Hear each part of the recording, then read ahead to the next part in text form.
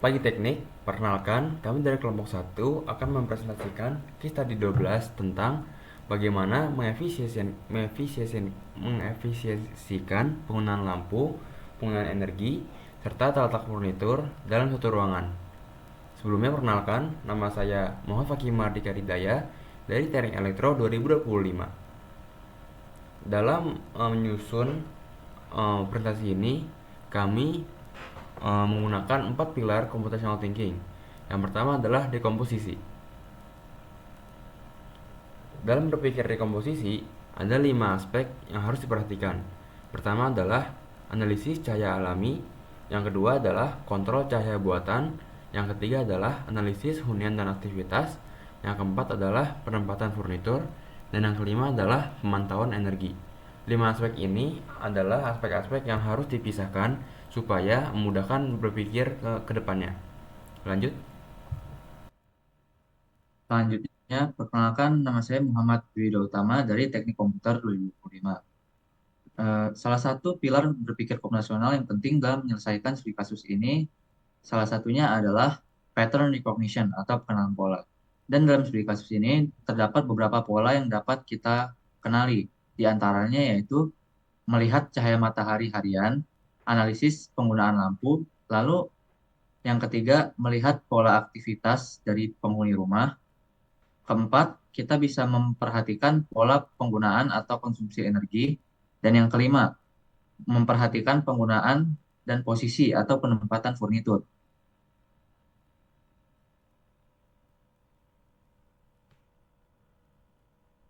Perkenalkan Malvin Kang, KKRK 2025.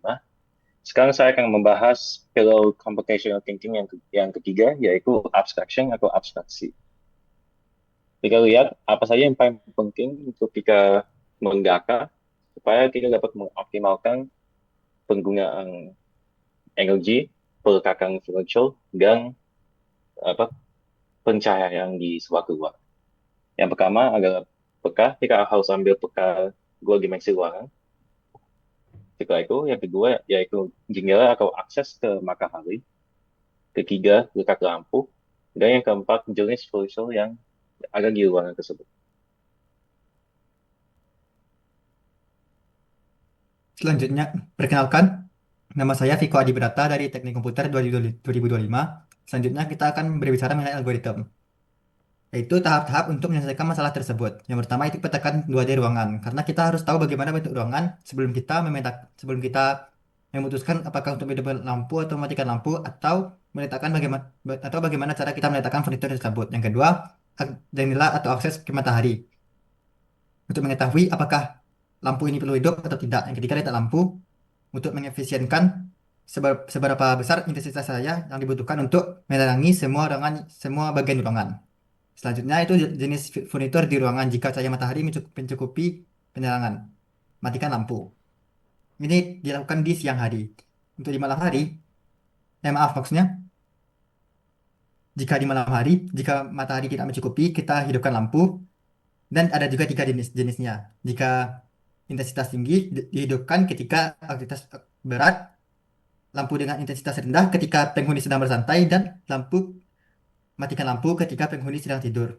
Dan juga pastikan semua furnitur terletak di tempat yang terjangkau dan dengan rapi. Oke, selanjutnya. Perkenalkan lagi, Malvin Kang, KKRK 2025.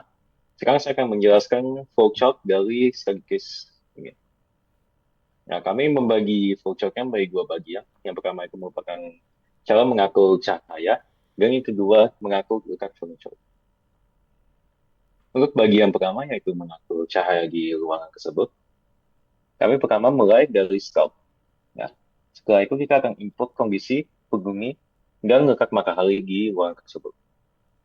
Ya, kita pertama lihat apakah jendela tersebut, apa jendela di ruangan tersebut terbuka, dan apakah intensitas cahaya yang di dalam ruangan tersebut lebih dari ambang batas cahaya. Apakah dua-duanya benar, maka kita akan algoritmanya akan mematikan lampu. Apabila tidak atau false, maka kita akan berikutnya melihat apakah penghuni yang di dalam ruangan tersebut lagi tidur. Apakah iya? Apabila iya, maka lampu akan dimatikan. Apabila enggak atau false, kita akan melihat apakah penghuni tersebut sedang beraktivitas berat atau beraktivitas yang memerlukan cahaya yang lebih. Nah, apabila iya, maka kita akan menyalakan lampu dengan intensitas yang tinggi yang memadai aktivitas tersebut. Apabila tidak, kita akan melihat berikutnya apakah penghuni tersebut sedang santai. Apabila iya, maka kita akan menyalakan lampu dengan intensitas yang rendah. Berikutnya untuk letak furniture, kita akan pertama lihat apakah furniture tersebut berusia kemeja. Apakah iya? Apabila iya, maka kita akan tempatkan dekat sama jendela.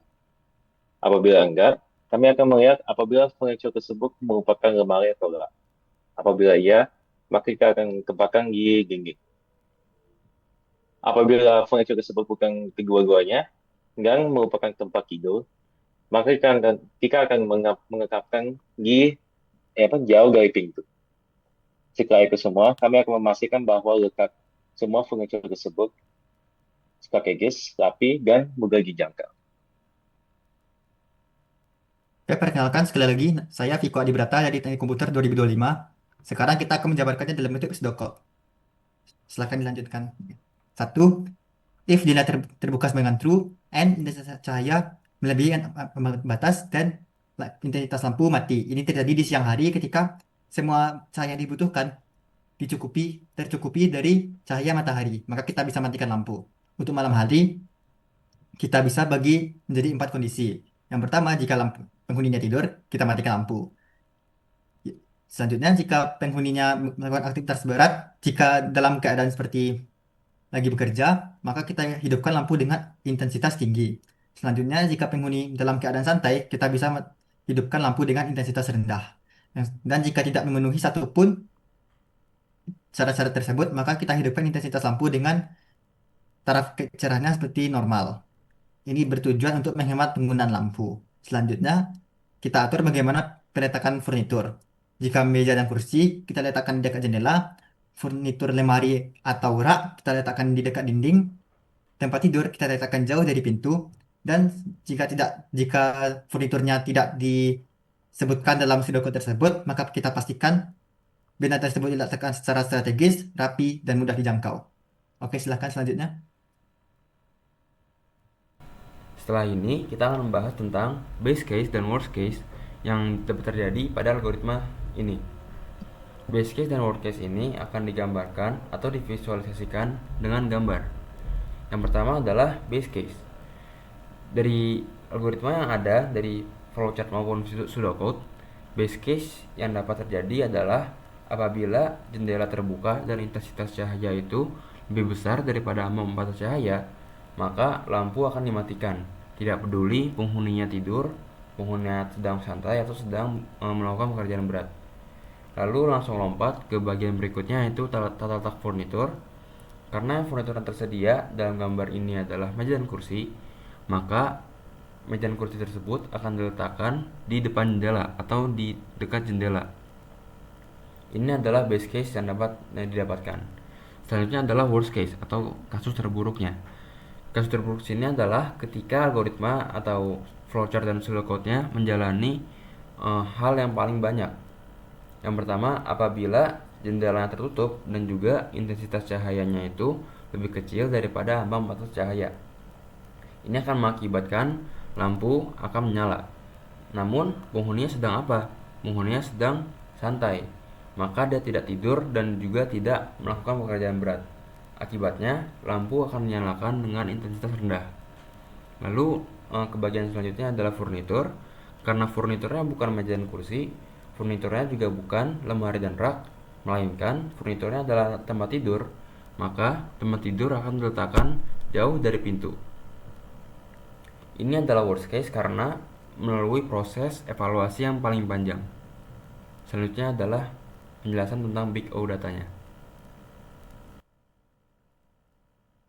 Baik, perkenalkan kembali, nama saya Muhammad Wiwida Utama dari Teknik Komputer 2025. Salah satu aspek penting dalam menyelesaikan suatu masalah dalam studi kasus ini, salah satunya adalah analisis kompleksitas atau Big O notation. Analisis kompleksitas ini berguna untuk mengetahui waktu yang diperlukan untuk mengeksekusi suatu program atau solusi yang sudah kita buat.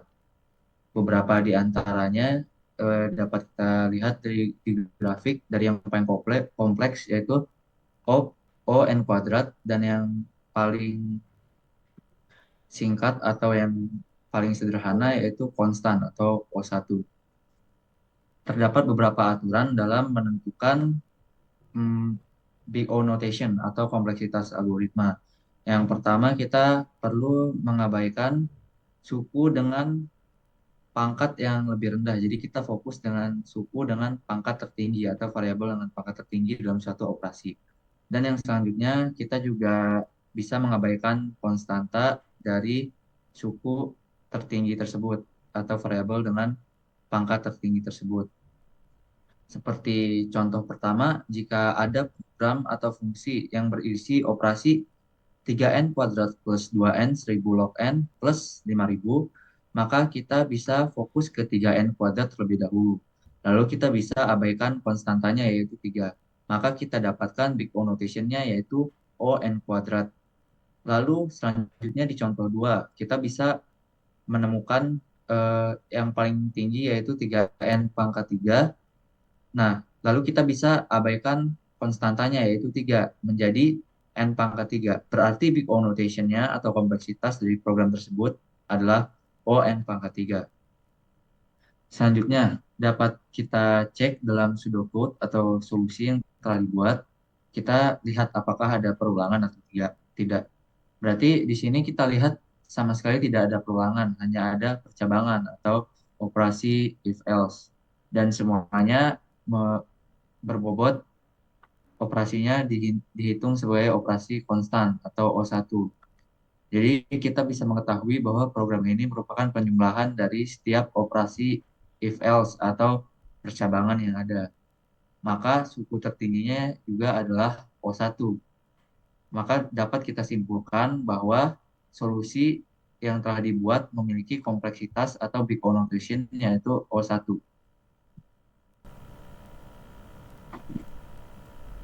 Baik, sekian presentasi yang kami sampaikan. Terima kasih telah menyimak presentasi kami. Terima kasih. See you on the next occasion. Bye bye.